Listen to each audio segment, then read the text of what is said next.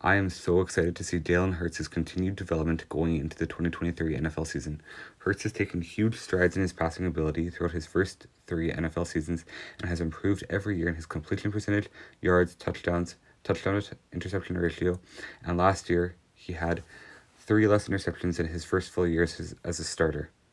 The biggest thing that I saw from Hurts this last year is that he wasn't so quick to bail out of the pocket at the first sign of pressure. He was able to stand in a little bit longer and deliver a tight spiral to A.J. Brown, Devontae Smith, Dallas Goedert, whoever it was, Quez Watkins, and he was able to just keep his composure for a lot longer instead of just bailing out and running, because obviously he has the athletic ability to run for 750 yards in a season because he did that in his second year.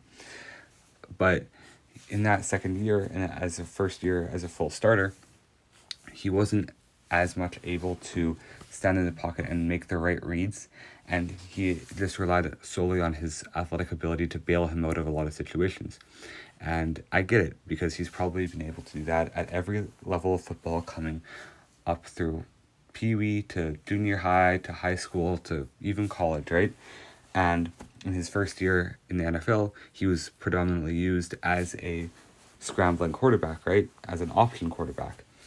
But now that Nick Sirianni is able to use him both passing the football and running the football, he's just that much more dynamic, and I can only see him getting better from here. This last season, he still had about 750 rushing yards, I think only a couple less than he had in 2021, but he had 13 touchdowns, which is 3 more than he did in 2021. And also, like I said before, he increased his passing efficiency, yards, and touchdowns, and he dropped his interception number. And turnovers were something I was a little bit concerned about with him coming out of the draft, but he was able to not fumble at all, even though he's a very mobile quarterback who's going to take a decent amount of hits. And he only had 6 interceptions, so that means he only turned the ball over really 6 times, which I'll take any day of the week if I'm a Philadelphia Eagles fan, especially with his big play potential and the fact that he can make big plays happen very often, once or twice or 3 times in a game.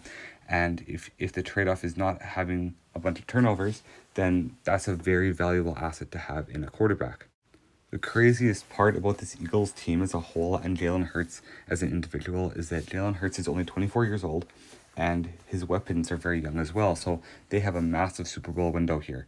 And even though they lost to the Chiefs last year in the Super Bowl 38-35, I do not put that loss solely on Jalen Hurts. Yes, he had his fumble that led to a touchdown, but he put up 35 points in the Super Bowl.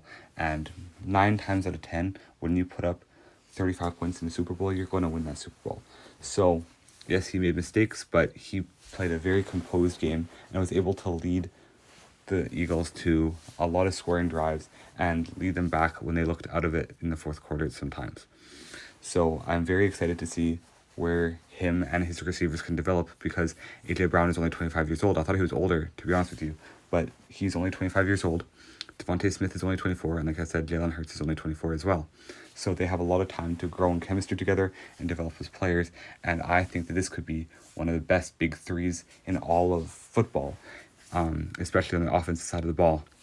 And when you throw Dallas Goedert in there, and then Nick Sirianni's offense, where you can have a whole bunch of different running systems and ground game systems, I believe that this team is going to be very dangerous for a very long time.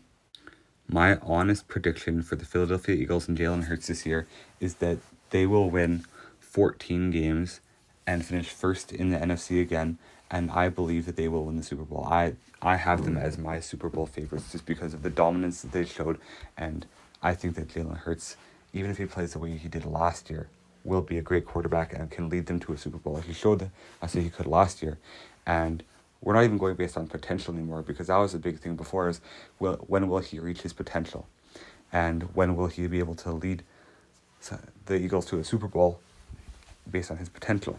But now we've seen that he can lead them to a Super Bowl and that he can keep them competitive in the Super Bowl. Now I think that if he takes another leap, or even if he stays the same and has similar production, I believe that he will be the best quarterback in the league, and I think he will win MVP this coming up season.